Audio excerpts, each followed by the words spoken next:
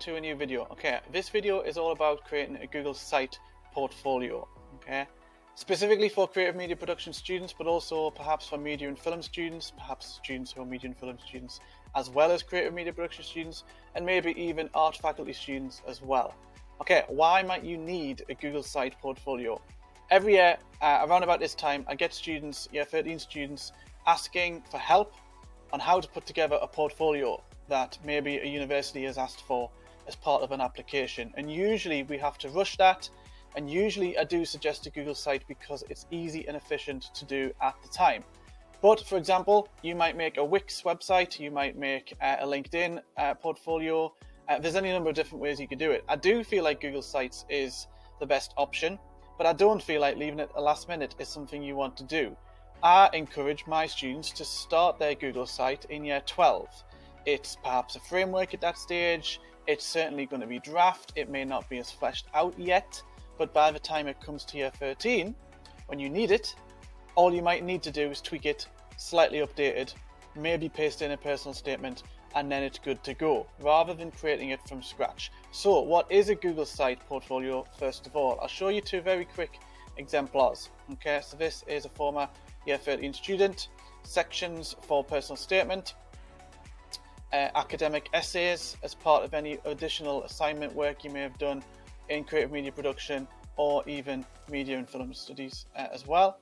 A showreel, including projects that you create with me in your own time as part of any project you may get involved with, BFI Film Club, for example. Okay. And any print work that you may well do for other subjects, perhaps media studies, graphics, photography, fashion. Okay, pre-production materials, something that you might not find to be the most exciting assignment, but something I know the universities and the industry placements would be interested to know that you've got experience with. Okay, here's another one. So again, personal statement. Experiences in the various different units that you've done for me.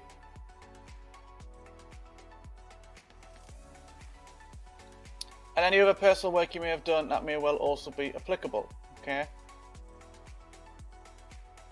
So projects that you've created yourself. So very quick two examples of what one looks like. Okay. I strongly recommend that you start yours now. Okay. Start early. Start in year 12. Accumulate footage, projects, graphic artwork, pre-production packs, essays, industry standard documents you might fill out, risk assessments, shooting schedules, any scripts you might write. Collate them all together, okay? And then start your Google site now. Don't leave it till last minute. Don't leave it till the week that 3 or 4 different universities might be asking for different types of portfolio with different parameters, etc. Direct them all to a Google site that has everything you've ever done on. Okay. Pros. They are easy. They can certainly be easy. Okay. They can be quick to make, especially if you accumulate the work over the course of your whole year 12 year. Add to it in year 13 rather than make it from scratch in one go. You can link to documents in your drive, pre-existing content that you already have. Okay. And that is something that you can gradually collate rather than having to find it all at the last minute. You know where it is. You know where the hand-in folders are. Okay.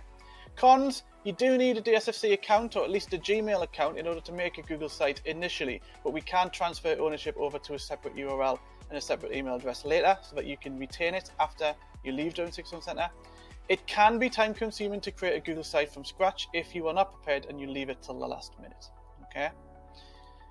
Some advice. I would make a folder with all of your content first. Make a folder called My Portfolio. Okay. And in that, make copies of everything rather than linking to wherever they may well be on your drive, my drive, the team drive, the desktop, whatever. Make a copy of everything you want to include in a folder called Portfolio. And therefore you are in control of the sharing settings. Because if you don't give access to public, so public can view these assets, then you will get what happened earlier. You noticed on one of Laura's pages, I forget where it is now, you couldn't see one of the videos because she hasn't actually given access or it's been moved. Okay, so you need to make sure that you are able to create a folder with assets in it where all the assets are public to anyone with the link. Certainly a university will not have access to your drive. Okay, and you can give admin rights to any of your other personal Gmail accounts other than your DSFC email that you can then have access to in the future. Okay, so how to create one? If you go to Google or the little 9 dots, you can go to sites, wherever it is in here. There it is. And then you can make a brand new blank site.